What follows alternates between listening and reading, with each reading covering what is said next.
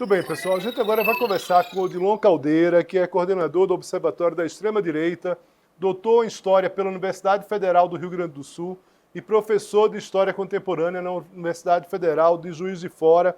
Agradeço aqui ao Caldeira pela presença, Caldeira, e começo perguntando pelo debate mais importante aí, nesse momento, que é essa ação, quando se fala em lobo solitário, de uma ação isolada, a gente tem que ter muito cuidado, porque a gente sabe, em determinados momentos, organizações extremistas, por exemplo, de terrorismo internacional, quando uma agência internacional, como a própria BIM vai investigar, ela investiga etapas da formação, etapas do estímulo em relação àquela ação.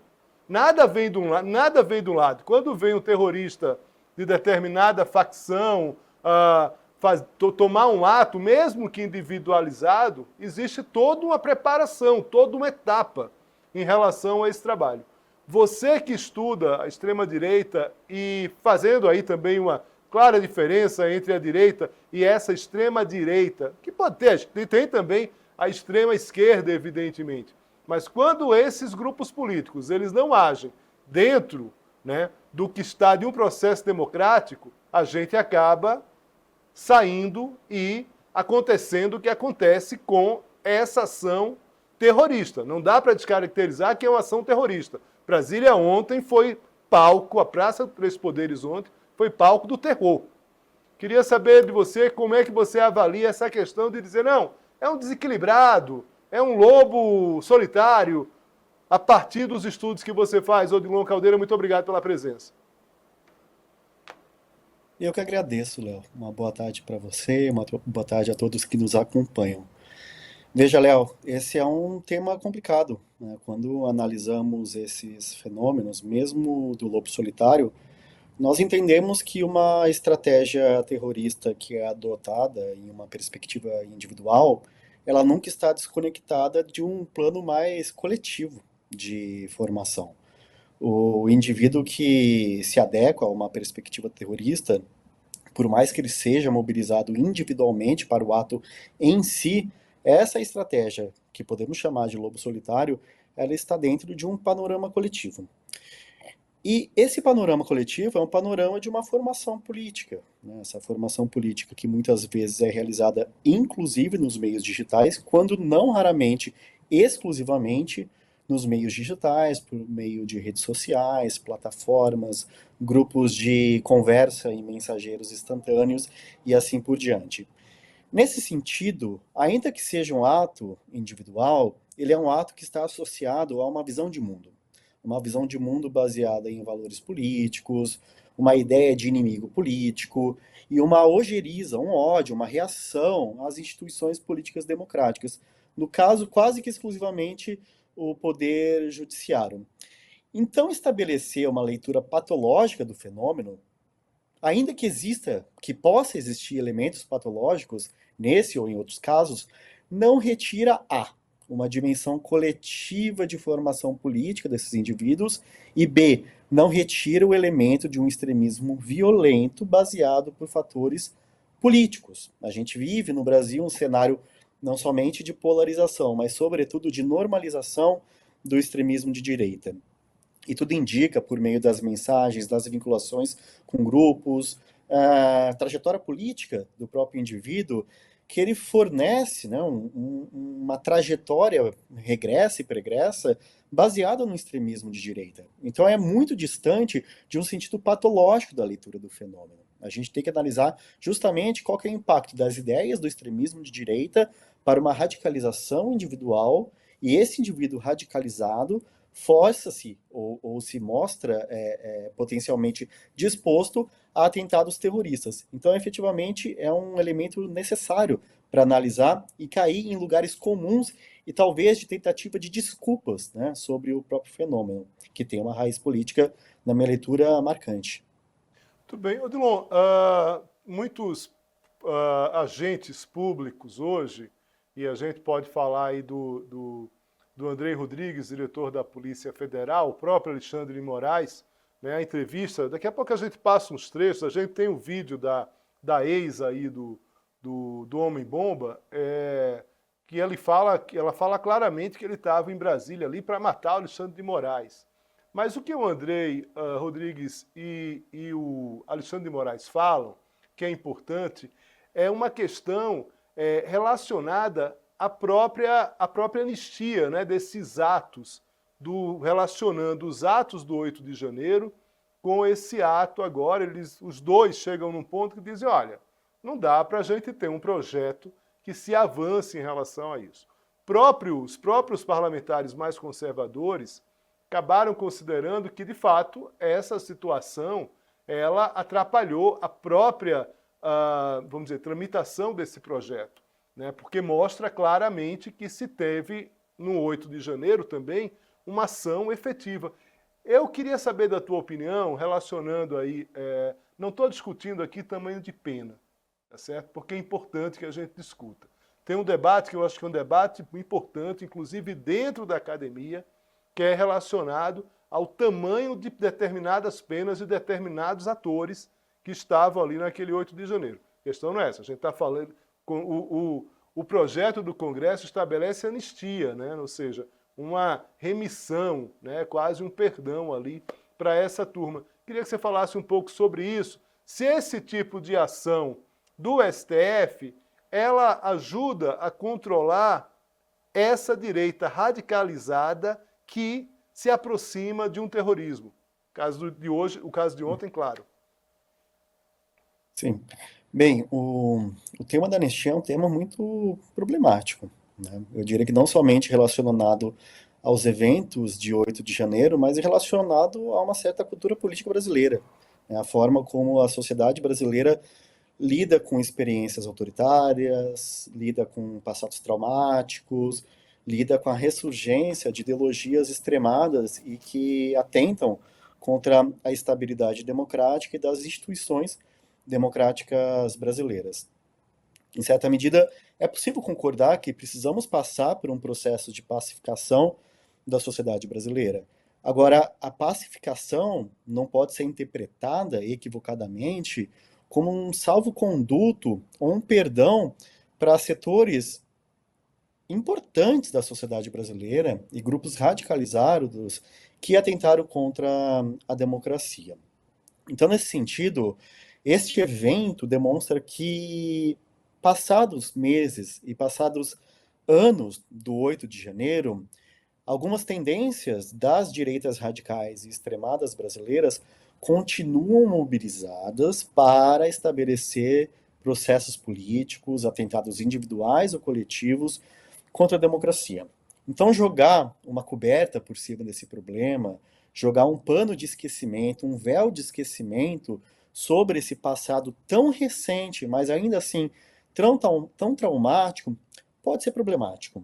Porque sabemos que, se não discutirmos esses eventos, se não discutirmos os passados traumáticos da sociedade brasileira, esses monstros que aparentemente dormem podem retornar e orientar-se politicamente. Então, em grande medida, os indicativos do próprio ministro Alexandre de Moraes e os indicativos que aparentemente vêm do STF no sentido de que o debate sobre a anistia não tem mais momento nessa condição política, é um debate que deve ultrapassar, inclusive, a condição do próprio legislativo e do próprio judiciário.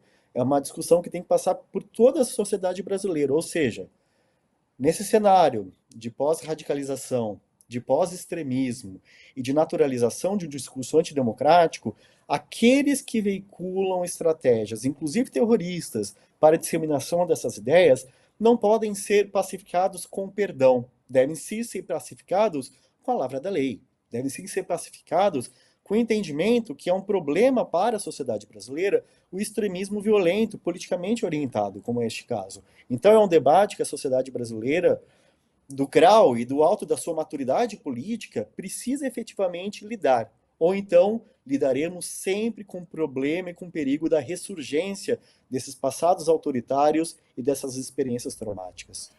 Vamos lá, Dilon. O Trump teve uma vitória inegável nos Estados Unidos, com apoio claramente de conservadores, de pessoas de direita e de pessoas de extrema direita. As eleições municipais no Brasil deixaram claro um recado para a esquerda brasileira de que existe ali uma mudança em relação à população. Está se falando muito, o próprio Gessé escreveu um livro recente sobre o pobre de direita, o que está levando as pessoas a escolherem candidatos da direita, pessoas que eram pobres e que em determinado momento chegaram a votar no PT. Mas as eleições municipais deram claramente um recado para a esquerda. Lula falou, disse que de fato precisa ir para o divã, o próprio Alexandre Padilha. A única que não falou, que acha que a esquerda venceu, foi a Gleisi Hoffmann, mas a gente lembra que o PT é capaz de mandar cartas elogiando a eleição, por exemplo, de um Maduro. Então é um debate que a gente sabe que é um debate quase fora ali do próprio radar em relação a um governo, enfim, a administração de um governo. Mas eu queria saber o seguinte, o que é que a gente consegue separar esse eleitorado de direita que está querendo ou que escolhe candidatos de direita e desses radicais que se aproximam de terroristas, como aconteceu, por exemplo, ontem, na quarta-feira à noite aqui em Brasileira, e de golpistas no caso do 8 de janeiro. Veja, Léo, eu acredito que esse é um dilema, é um debate que diz respeito à totalidade do quadro político brasileiro, né? Não é uma resposta que tenha que ser respondida exclusivamente pelos setores ou dinâmicas expoentes do setor progressista, né? Pelos setores à esquerda do espectro político. O surgimento e o fortalecimento do extremismo de direita, seja no Brasil, seja num quadro global, ele está associado a uma crise mais ampla, a uma crise mais profunda, que podemos chamar de crises em pluralidade das democracias. E essas crises das democracias acometem não somente os setores políticos à esquerda, mas em alguma medida acometem também os setores políticos tradicionais, uma direita liberal ou mesmo uma direita conservadora. E eu diria que o debate sobre a normalização do extremismo de direita, ele é um debate que ultrapassa o setor político, né? Ele entra numa dinâmica comunicacional, entra numa dinâmica de setores, expressões diversificadas da sociedade brasileira, no caso. Agora, pronto, se esse é um problema tão profundo, se esse é um problema tão diversificado, é necessário entender quais são as raízes desse problema. A dimensão econômica, sem dúvida alguma, me parece um ponto de grande importância. As pessoas passam a votar em candidatos extremados por descontentamento econômico, que pode, em alguns casos, estar ligado a questões como imigração. Essa não é bem uma realidade da votação brasileira, assim como o rechaço a políticas assistenciais, a políticas de cotas e assim por diante. Mas o ponto que eu posso contribuir no debate é o seguinte: a naturalização do discurso da extrema-direita viveu num momento também de uma extrema crise nas direitas brasileiras. Setores que outrora estiveram ligados às dinâmicas representativas da normalidade, da legalidade democrática brasileira, naturalizaram em grande medida a entrada de figuras que eram referências para o extremismo de direita. O caso do próprio ex-presidente, ele tinha um largo histórico numa militância política no campo do extremismo de direita. Ele foi tomado como um jogador, um player normal no campo das direitas, no campo da legalidade democrática brasileira. Então aí o debate, me parece que ele vai muito além da dinâmica eleitoral em si. Embora a dimensão eleitoral ela seja importante, mas ela diz respeito também ao grau e à saúde da democracia brasileira e da democracia global. Ou seja, o que eu acredito que é necessário estabelecer alguns pactos para barrar um cordão sanitário, como é feito em diversos países do mundo, para barrar esse conteúdo extremista, para barrar o tipo de liderança política que estabelece que os seus sonhos são louvar torturadores, estabelecer a crítica a políticas de ampliação democrática e mesmo colocar em dúvida os processos eleitorais. Então, nesse sentido, é necessário realmente que a condição democrática brasileira entenda que, da mesma maneira que o indivíduo radicalizado se vê no direito e na legitimidade de atentar contra os prédios, contra as instituições, contra as vidas das pessoas em prédios de instituições governamentais ou de Estado, da nação brasileira, ele vem no esteio, num lastro de uma normalização de um discurso que coloca em xeque os próprios valores da democracia. Então, esse pacto com a democracia tem que ser um pacto amplo. Tem que ser um pacto que estabeleça que, à mesma medida que o campo progressista entenda que a democracia tem os seus ritos, a sua institucionalidade e a sua validade, essa dimensão tem que ser uma dimensão pactual para o campo das direitas brasileiras, para o centro político, para o centrão e assim por diante. E nesse momento estamos passando por um momento talvez de uma transição, né, que embora as direitas tenham ganhado sim um grande apelo e apego eleitoral nessa última eleição, se vê em crise o próprio campo do bolsonarismo. Então talvez seja o momento das direitas recomporem as suas forças, entenderem que aquilo que foi em grande medida a naturalização do discurso bolsonarista deva ser objetivo de crítica. E nesse momento a anistia não deve ser um objetivo, mas sim um elemento a ser discutido na sua perspectiva problemática. Ou então, mais uma vez, o problema não há de ser solucionado a curto, média e longa duração.